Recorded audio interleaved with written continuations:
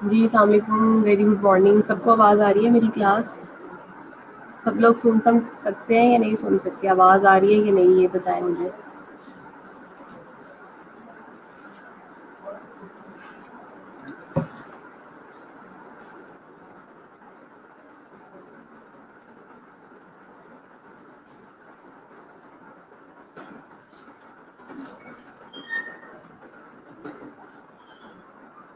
Okay, that's nice. अभी कुछ ही देर में आपका लेक्चर अपलोड हो जाएगा, फिर हम लोग स्टार्ट करते हैं।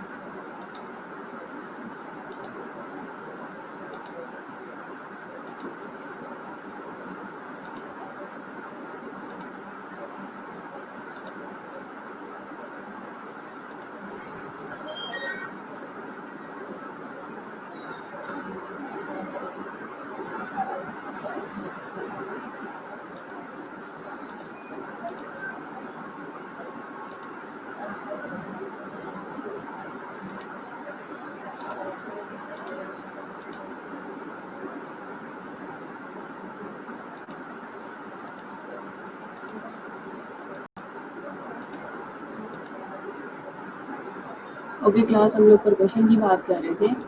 सब लोग प्लीज़ ऑनलाइन आ जाए, प्लीज़ ऑल स्टूडेंट्स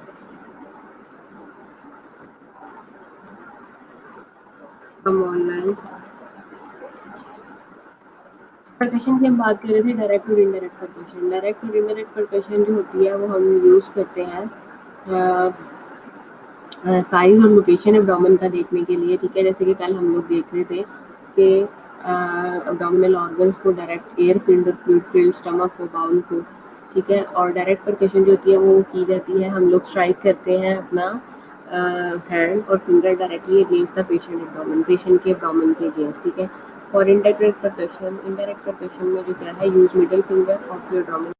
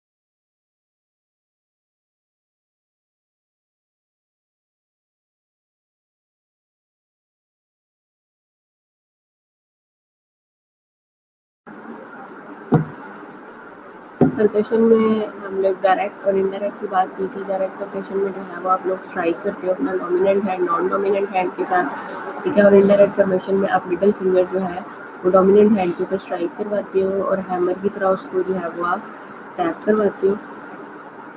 हमेशा हमने स्टार्ट करनी होती है परकशन राइट लोअर क्वाड्रेंट से और उसको प्रोसीड करना होता है clockwise, covering all four quadrants. Note where percuss sound change from tympany to dullness, और हमने ये चीज़ नोट करनी होती है कि कहाँ पे साउंड जो है वो टेम्पनी से डलनेस की तरफ जा रही है। Don't percuss if the patient has an abdominal aortic aneurysm और ट्रांसप्लांटेड एब्डोमिनल ऑर्गन, ठीक है। आपने परकस नहीं करना, जैसे कि मैंने आपको पहले ही बताया है कि अगर तो कोई एन्यूरिज्म बना हुआ है या कोई ट्रांसप्लांट किया हुआ है एब्डोमिनल ऑर्गन को, being so can precipitate A rupture और ऑर्गन रिजेक्शन, ठीक है। और ऐसा करने से क्या हो सकता है, ऑर्गन रिजेक्शन हो सकता है आपको, और ऑर्गन रिजेक्शन नहीं तो या फिर जो है वो आपको रप्चर हो सकता है, क्योंकि नाजुक होते हैं ये इससे। नॉर्मल फाइंडिंग्स में अगर हम देखें तो tympany heard over air filled areas such as stomach and intestine, यानी कि टेम्पनी हमेशा जो है वो एयर फील्ड एरियाज में आपको सुनाई देती है।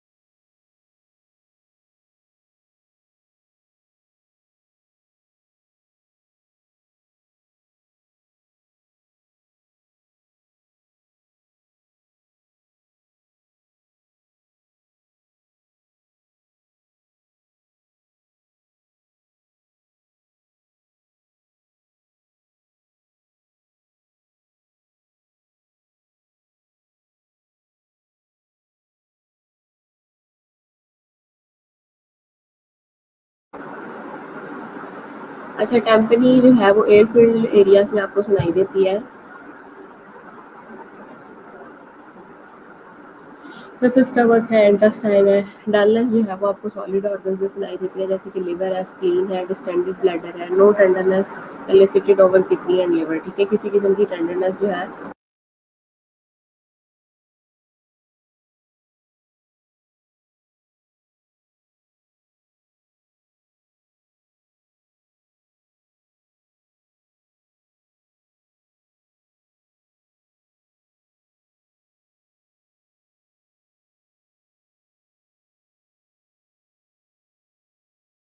Okay. No tenderness elicited over kidney and liver. Liver और किडनी के ऊपर जो है वो आपको किसी किस्म की कोई टेंडरनेस नहीं सुनाई देती। Empty bladder is not percussible above the symphysis pubis, और एम्प्टी ब्लैडर जो है वो परसिएबल होता है आपका सिम्फिसिस प्यूबिस के ऊपर, ठीक है। Identify the upper border of the liver dullness, mid clavicular line, mid clavicular line, upper border of the liver dullness, the mid clavicular line by lightly percussive and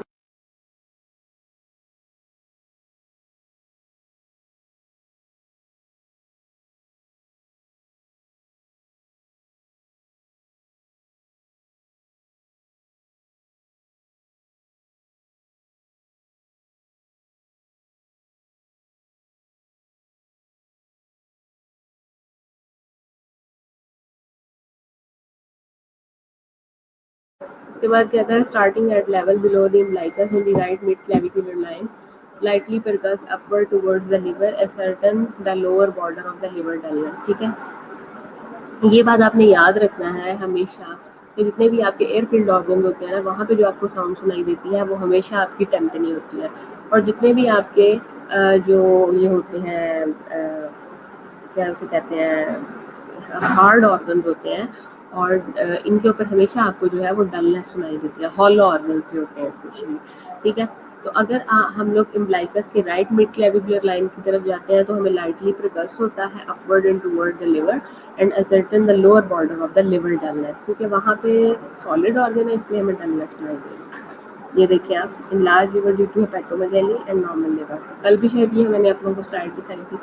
liver span देखते हैं clinically, mid clavicular line के ऊपर normally 6 to 12 centimetre होता है, और mid sternal line के ऊपर normally 4 to 8 centimetre होता है। इसी तरह स्प्लीन की हमने बात की थी, नॉर्मली इसका डायमीटर 17.8 सेंटीमीटर और लेस होता है इन एडल्ट्स के अंदर, लेकिन स्प्लीन यूजुअली लेफ्ट साइड पे दिखाई देती है आपको और डलनेस देती है ये, ठीक है, because tympani from the colon masks the dullness of the spleen. Mid axillary line, percuss the lower intercostal space in the left anterior auxiliary vein, percuss noted should be tympanic, ठीक है। Air field होती है सो tympanic है। Ask the patient to take a deep breath, then percuss this area again. If the spleen is normal in size, the area will remain tympanic. अगर spleen अपने normal size में रहेगी तो वो air field रहेगी, tympanic रहेगा area.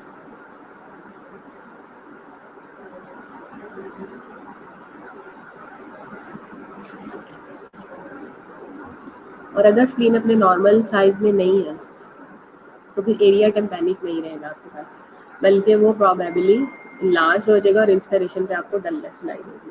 उसके बाद कहता है to estimate the spleen size, outline the spleen edges. अब स्प्लीन के साइज को एस्टिमेट करने के लिए हम क्या करते हैं, हम स्प्लीन के एजेस को आउटलाइन बना देते हैं by percussing in several directions from areas of tympany to area of dullness, और हम उसको परकस करते हैं in several direction from areas of tympany to area of dullness, area of tympany से एरिया ऑफ डलनेस की तरफ। उसके बाद हम करते हैं perform blunt percussion on the kidneys, ठीक है। यूज द अल्लर side of your right fist to strike your left hand, ठीक है। अल्लर साइड हम देखते हैं of your right fist to strike your left hand. Perform blunt percussion on the kidneys at the costovertebral angles. इसके अलावा हम परफॉर्म करते हैं ब्लंट परकशन किडनी के ऊपर एट दी कोस्टोवर्टिब्रल एंगल्स के ऊपर, CVA, over the 12th rib पे। नॉर्मली नो टेंडरनेस और पेन इज एलिसिटेड और रिपोर्टेड बाय द क्लाइंट। और अगर किसी किस्म की कोई टेंडरनेस पेन हमें नहीं सुनाई देती, क्लाइंट पे हम रिपोर्ट नहीं करते, तो एग्जामिनर सेंसेस ओनली ए डल थर्ड। तो फिर एग्जामिनर जो है वो डल थर्ड दिखाता है। ये देखिए, इस तरह से आप लोगों ने पेशेंट को बिठा के और अपना जो आपका डोमिनेंट हैंड है उसकी फिस्ट को क्लोज करना है, और नॉन डोमिनेंट हैंड का जो आपका अल्लर एरिया है उसके ऊपर स्ट्राइक करना है। स्ट्राइक करने के बाद आपको पता चलेगा। आगे आ जाता है assessing bladder size to percuss the bladder for distension. ठीक है, उसके बाद फिर हम ब्लैडर को परकस करते हैं डिस्टेंशन के लिए। Begin at the symphysis pubis and percuss upward to umbilicus. ठीक है, हम शुरू करते हैं at the symphysis pubis, symphysis pubis से, यानी कि सिम्फिसिस प्यूबिस मतलब मॉन्स प्यूबिस के बिल्कुल ऊपर से। ठीक है, और हम परकस करते हैं टुवर्ड्स द इम्ब्लाइकस, और टुवर्ड्स द इम्ब्लाइकस हम लेके जाते हैं। नॉटिंग ऑल एनी डलनेस, किसी भी किस्म की कोई dullness, normally an empty bladder does not rise above the symphysis pubis. ठीक है, और नॉर्मल जो है वो आपका एम्प्टी ब्लैडर होता है वो राइज हो जाता है above the symphysis pubis. Next जो आपके पास टेक्निक है वो है palpation, to perform light palpation and deep palpation. जिस तरह से परकशन आपके पास इनडायरेक्ट होती है और डायरेक्ट होती है, इसी तरह से आपके पास जो पल्पेशन होती है वो लाइट पल्पेशन भी होती है और डीप पल्पेशन भी होती है। अब लाइट पल्पेशन क्या है? Put the fingers of the one hand close together. ठीक है, अब वन हैंड की जो फिंगर्स है हमें उनको क्लोजली टुगेदर करना है। Depress the skin about 1.5 centimetre with your finger. 1.5 centimetre क्या है? मतलब हाफ।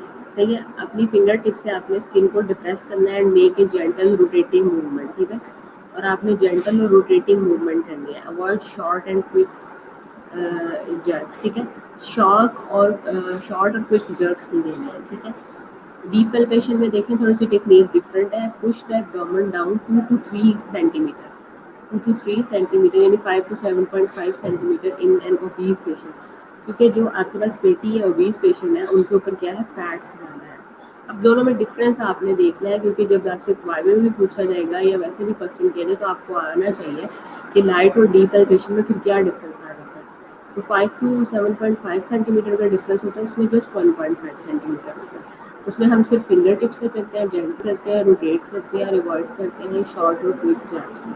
ठीक है, और डीप पल्पेशन में हम 5 to 7.5 centimetre in an obese patient में करते हैं, क्योंकि उनमें चर्बी ज़्यादा है। तो put one hand on the top of the other and push. ठीक है, और हम क्या करते हैं? अपना जो वन हैंड है उसको रखते हैं on the top of the other, दूसरे की टॉप के ऊपर उसको पुश करते हैं। ये देखें बिल्कुल इस तरह से light and deep palpation. Palpate the entire abdomen in the clockwise direction, और हम क्या करते हैं? इंटायर एब्डोमेन को क्लॉकवाइज डायरेक्शन के अंदर पल्पेट करते हैं।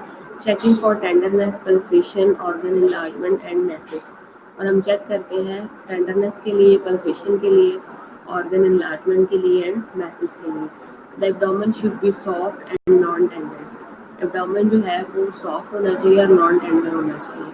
ठीक है, as you palpate the four quadrants, note organs, masses, areas of fluid accumulation and areas of tenderness और इंक्रीज रेजिस्टेंस। इन सारी चीज़ों को देखते हैं। Determine whether resistance is due to the patient's being cold, tense or ticklish, or if it's due to involuntary guarding or rigidity from muscle spasm or peritoneal inflammation। ठीक है, इसके अलावा पेशेंट्स को जब आपने देखना है तो उसकी कोल्डनेस के लिए इसको देखना है, उसकी टेंशन के लिए देखना है, ठीक है, टिक्लिशिंग के लिए देखना है, रिजिडिटी के लिए देखना है, मसल स्पैज्म के लिए देखना है और पेरिटोनियल इन्फ्लेमेशन के लिए देखना है।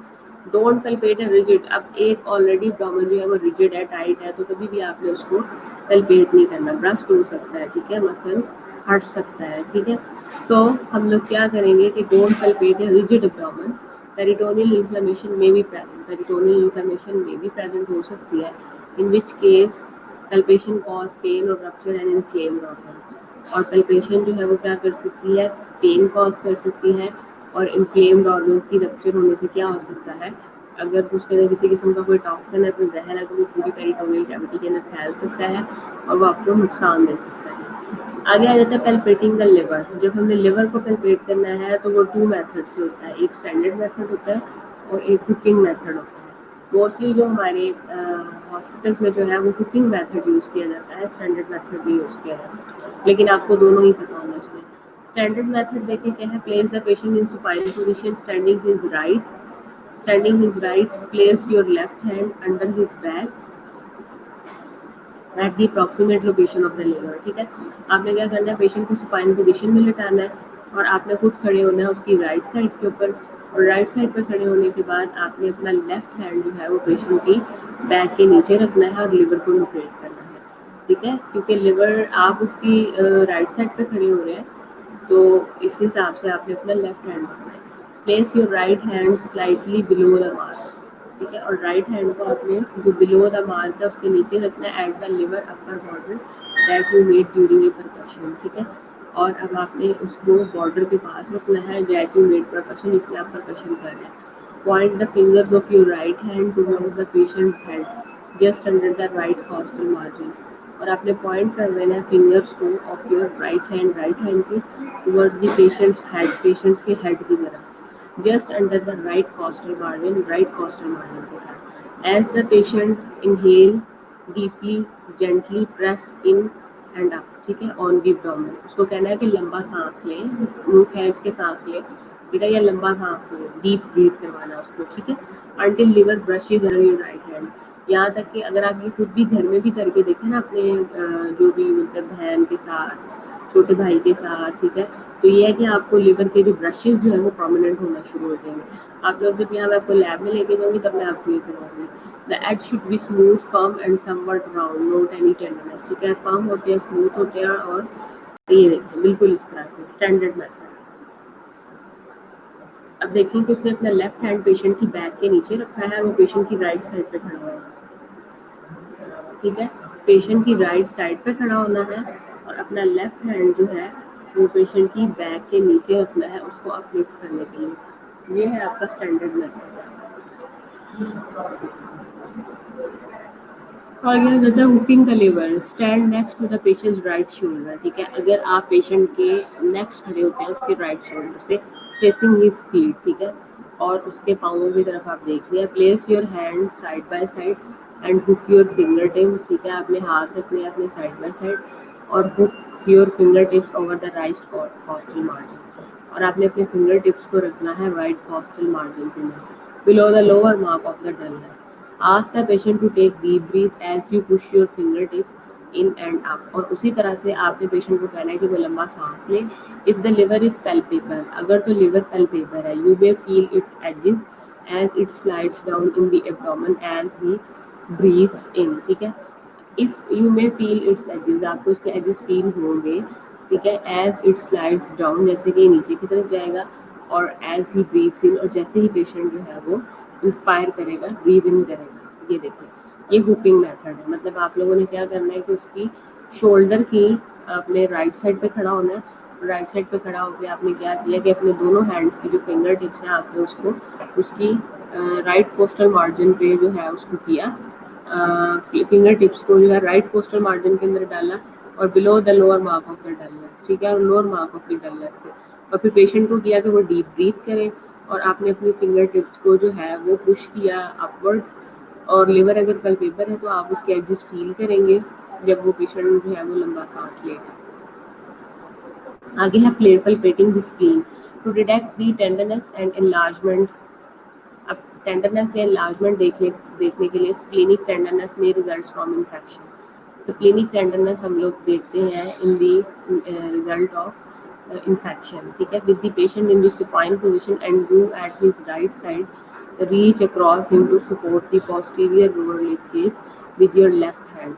Place your right hand below the left costal margin and press inward. ठीक है, आप क्या करते हो, प्लेस करते हो राइट हैंड को below the left costal margin and press inward, और इनवर्ड प्रेस करते हो। उसके बाद कहते हैं instruct the patient to take a deep breath करनी है, लंबा सांस लेना है, मुंह खोल के सांस लेना है। Spleen normally should not be descend on the deep inspiration. ज़्यादातर लंबा सांस लेने से जो स्प्लीन होती है आपकी वो नीचे की तरफ मूव नहीं करती है जब आप जैसे इंस्पायरेशन पे लंबा सांस लेते हो। Below the 9th and 10th intercostal space in posterior mid axillary, ज़्यादातर जो है जैसे कि हमें पता है उसकी लोकेशन क्या है कि वो 10th इंटरकॉस्टल स्पेस भी होती है, 10th axillary space. Mid axillary line में 10th इंटरकॉस्टल स्पेस में होती है, ठीक है। Normally the spleen is normally ये पैल्पेबल नहीं होती। And if the spleen is enlarge you will feel its rigid border, और अगर ये इनलार्ज होगी तो you will feel its rigid border. And if you don't feel the spleen stop palpating immediately because an enlarge spleen can easily be rupture.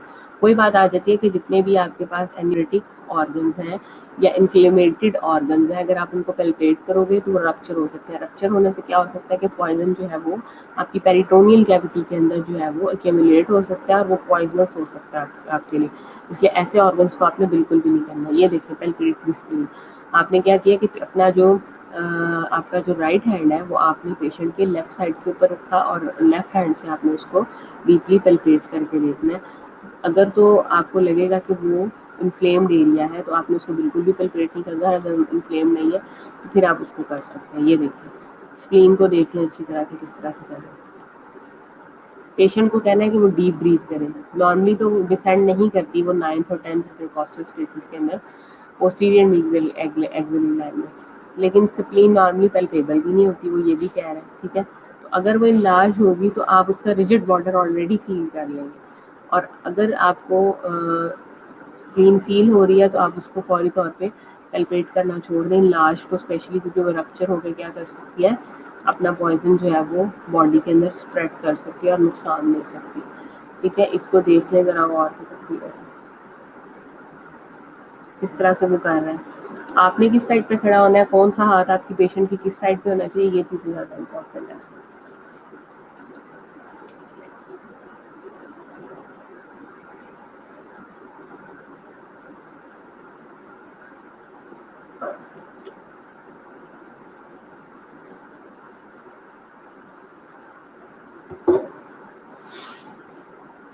Okay fine, आगे देखें।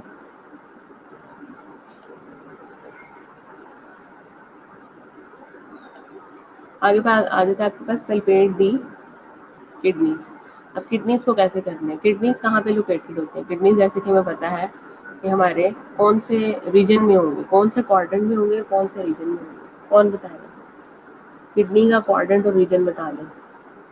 होता तो quadrant तो दोनों में है, राइट में भी है और लेफ्ट में भी है, लेकिन right lower quadrant and left lower quadrant में है।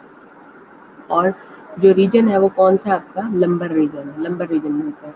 To palpate the right kidney support the right posterior flank with your left hand and place your right hand in the right upper quadrant just below the costal margin at the mid clavicular line, ठीक है।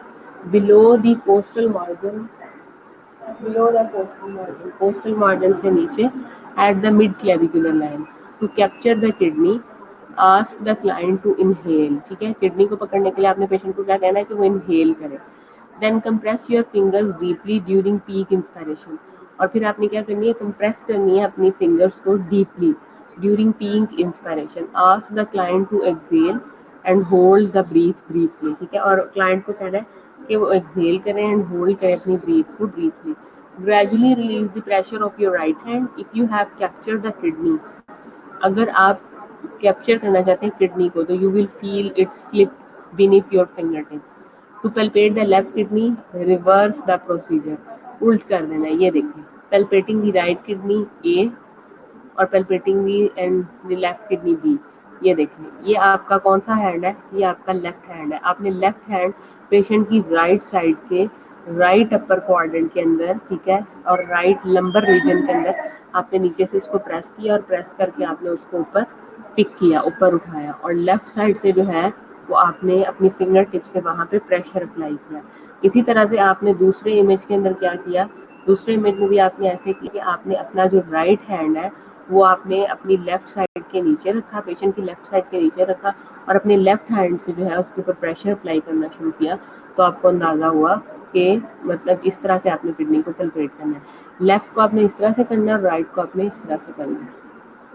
Checking for ascites, अब ये देखते हैं कि किसी किस्म की कोई एसाइटिस तो नहीं है। मतलब एसाइटिस क्या होता है कि accumulation of water in the peritoneal cavity is called ascites. Have an assistant place the ulnar edge of her hand firmly on the patient abdomen at its midline. Patient के abdomen की midline के ऊपर जो है वो हम देखते हैं। As you stand facing the patient's head, ऐसे आप खड़े होते हो जाके और पेशेंट की तरफ आपका मुंह होता है। Place the palm of your left hand against the patient's right flank. Give the left abdomen a firm tap with your right hand. If ascites is present, you may see and feel a fluid wave ripple across the abdomen. ठीक है, और आप क्या feel करते हो? आप abdomen के against एक वेव फील करते हो। इफ डिटेक्ट ascites, नहीं बैक साइड पे नहीं करते, बैक साइड पे नहीं, फ्लैंक एरिया में करते हैं।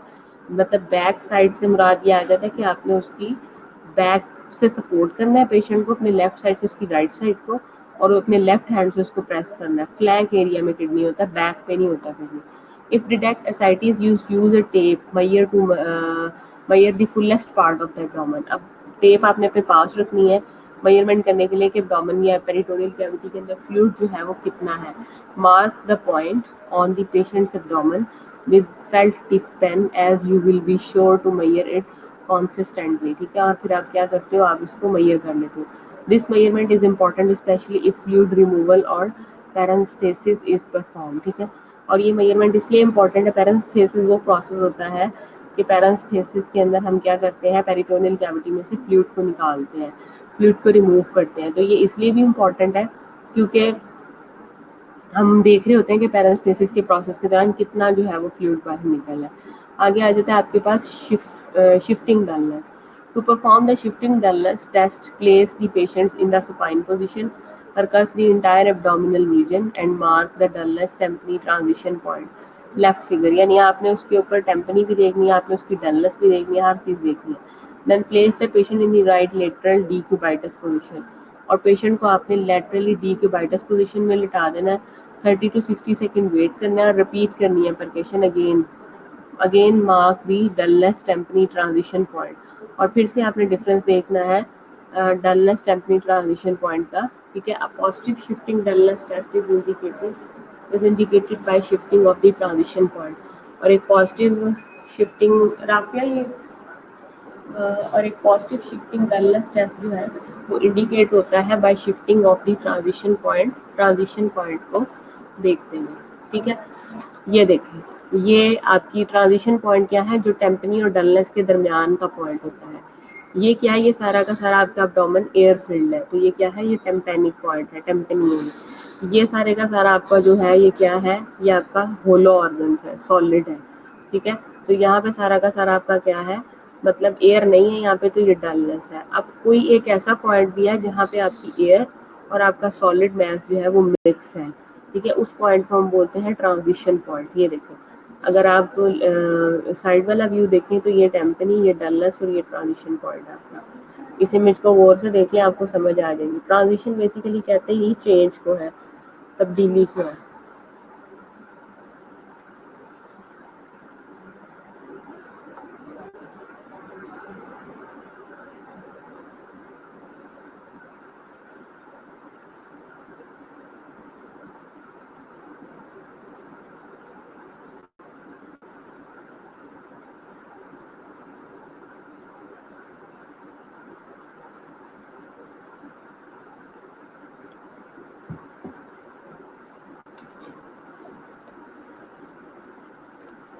आगे देखिए, assessment of the woman aorta की अब आपने पल्पेशन करनी है। Assess the width of the aorta by placing your hands on each side of the aorta just above the umbilicus. ये इम्बलाइकस है, इम्बलाइकस से थोड़ा सा आपने अपने दोनों हैंड पेशेंट की राइट और लेफ्ट साइड दोनों पे रखने हैं। एपिडोमिनल एओर्टिक एन्यूरिज्म। ठीक है, एब्डोमिनल एओर्टिक एन्यूरिज्म क्या होती है, इसमें एओर्टिक वेल्व जो होती है वो टाइट हो जाती है। Width greater than 4 centimetre with lateral pulsation, और उसकी विड्थ जो होती है वो ग्रेटर देन हो जाती है 4 सेंटीमीटर विद लेटरल पल्सेशन, और लेटरली जो है वो पल्सेट होना शुरू होती है, lateral pulsation. Eliciting abdominal pain, rebound tenderness या ब्लम्बर साइन। रीबाउंड टेंडरनेस या ब्लम्बर साइन किसमें आता है, help the patient into the supine position.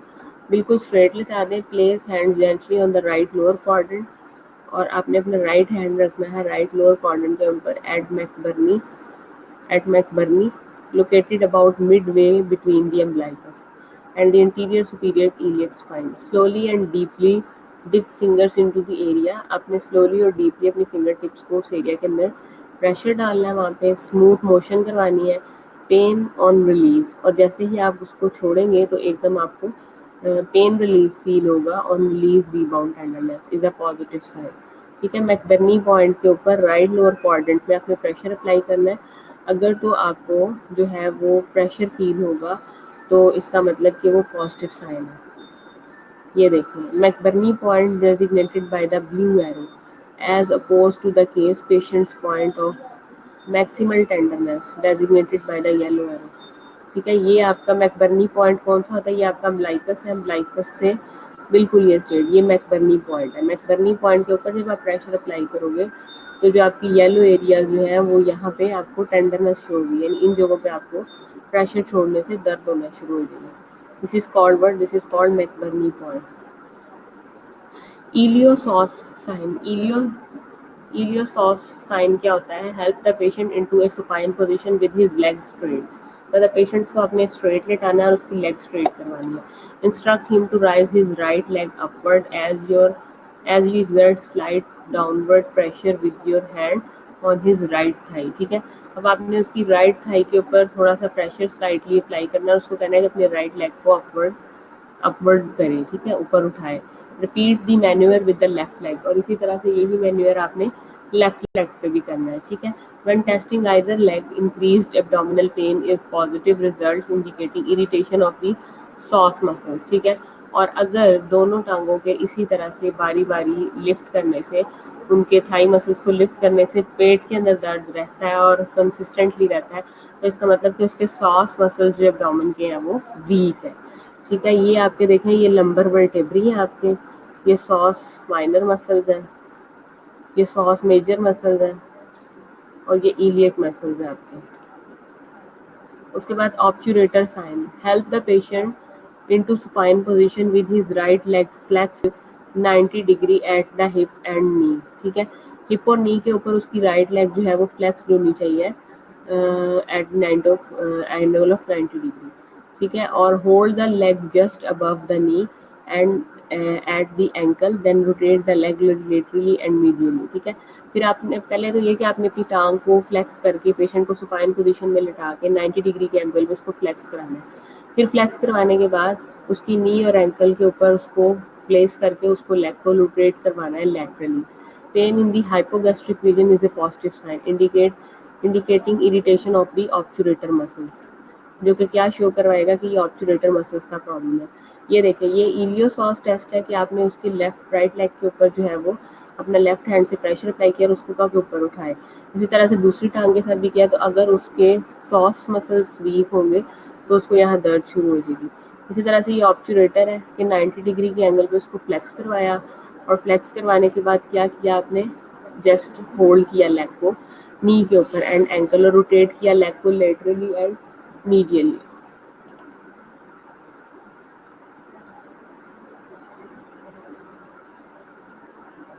ये गौर से आप देख सकते हैं।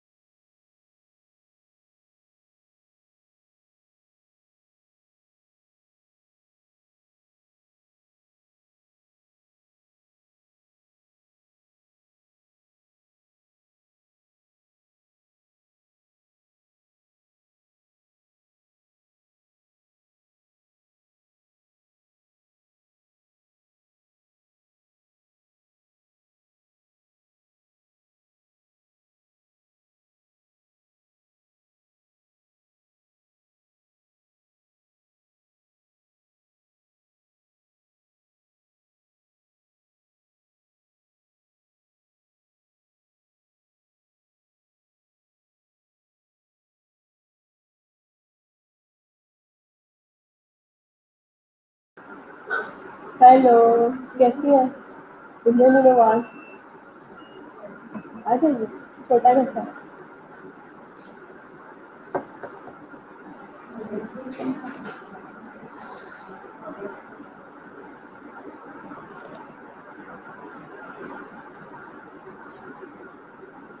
ओके क्लास, रेक्टम और एनस का जो है वो हम नेक्स्ट डिस्कस करेंगे। अभी आप यहीं तक रखिए, मुझे सारे बच्चे अटेंडेंस दे दें अपनी।